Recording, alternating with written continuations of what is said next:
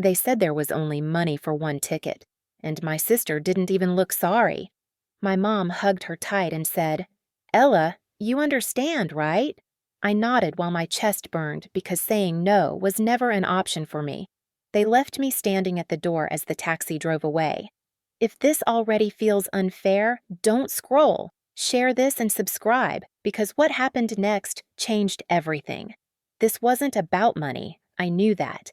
I saw it in the way my mom packed my sister's bag herself, slipped cash into her pocket, and reminded her to enjoy every second. For me, there was a list on the fridge. Feed the cat, water the plants, lock the doors. That night, the house felt too quiet. No laughs, no suitcase noise, just me and the sound of my phone buzzing with emails I usually ignored. One message caught my eye. A short line from someone I once helped for free. "Ella, are you still interested in turning that idea into something real?" I stared at the screen for a long time. My hands shook. I almost deleted it. Then I thought about the ticket, about being second choice again. I typed back one word. Yes. What I didn't know was this single reply would set off a chain of events that would make their vacation feel very small when they finally came back home. The next few days moved fast, faster than my thoughts. I barely slept. I worked from the kitchen table, then the couch, then the floor when my back hurt too much. Calls turned into meetings. Meetings turned into plans. Every time my phone rang, my heart jumped. I kept thinking someone would laugh and say it was a mistake. No one did.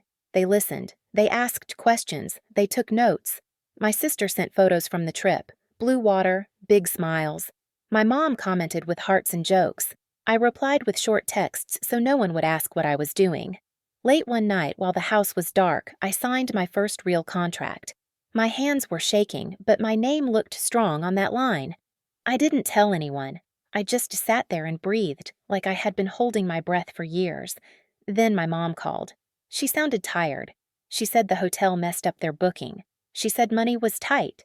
She asked if I could help a little. I looked at the screen and didn't answer right away. For the first time, I had a choice. And just before I decided what to say, another call came in that made my stomach drop. The call was from an unknown number. I almost ignored it. Something told me not to. The voice on the other side was calm, but serious. He said my name slowly, like he wanted to be sure it was really me. He said the deal had moved faster than expected. He said the buyers were flying in early. He said they wanted a small dinner, family included. I laughed, but it came out shaky. Family. The same people who said they couldn't afford a second ticket. The same people who watched me pack boxes while my sister packed swimsuits. I said yes before my fear could stop me. When I hung up, my mom was still on the other line, waiting for my answer. I told her I was busy and would call later. She sounded annoyed. She always did when I wasn't useful. The next day, the house felt different, quiet, heavy. My sister posted that they were coming back early. My mom sent a message in the family group saying we'd all have dinner together to catch up.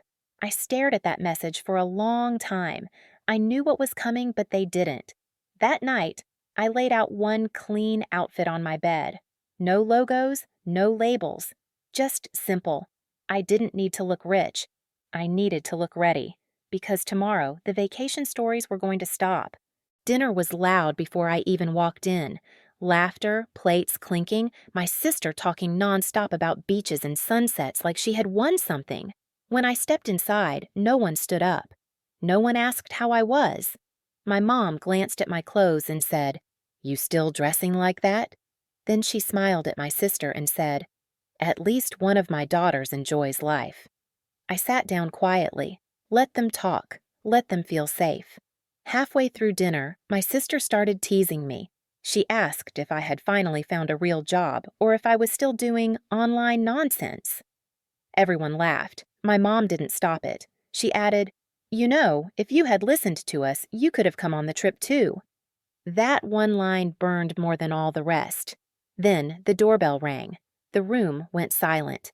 My mom frowned and asked who invited guests. I stood up slowly and said, "They're here for me." My sister laughed, thinking I was joking, until two men in suits walked in and asked for Ella by name. One of them shook my hand and said, "Sorry we're early. The papers are ready. We just need your final approval." The smiles froze. The laughter died. And that was just the beginning. My mom stood up so fast her chair scraped the floor. She tried to smile, but it looked painful. She asked the men who they were. One of them said he was from the investment firm. The other said he handled legal matters. Big words, calm faces. My sister stopped chewing. Her fork stayed in the air. They sat down like this was normal, like this table belonged to them. One of them pulled out a folder and placed it right in front of me. My name was on the cover. Big and clear. He said the company I built was being bought. He said the number like it was nothing. My mom's hand went to her mouth. My sister whispered, "That's not real." I didn't raise my voice. I didn't smile. I just said, "This is why I couldn't go on the trip." The room felt tight. My mom started asking questions too fast. How long? How much? Why didn't I tell her? My sister suddenly said she always believed in me. That made me look up. One of the men cleared his throat and said something that made my heart race. He said there was one issue left. Something about family involvement. Something about past support. My mom leaned forward, ready to claim credit she never earned. I stayed quiet, because the next sentence was about to change everything again. The lawyer looked straight at my mom and said, "We reviewed the background carefully." He paused, then added, "There is no family stake, no shared ownership, no support claim." My mom's face dropped. My sister opened her mouth, then closed it. The man continued, calm and sharp, saying the company was built alone, funded alone, and owned 100% by me. Then he slid another paper forward and said, "This confirms the transfer. 150 million. Clean." The room felt small. My mom started crying, saying she was proud, saying she was scared for me before, saying she did her best. My sister tried to hug me. I stepped back. I didn't yell. I didn't insult them. I just said, "When I needed one ticket, you said there wasn't money." I let that sit. Silence did the rest. I signed the paper. The pen felt light. The men stood up and thanked me. Before leaving, one of them asked where to send the funds. I said, "To the account I opened years ago." My mom asked if I was moving back home now. I shook my head and said I already bought a place closer to my office. She asked if we could talk later. I said maybe. When the door closed, I felt calm, not angry, not proud, just free. I didn't win by proving them wrong. I won by never needing their approval again, and that was worth more than any vacation.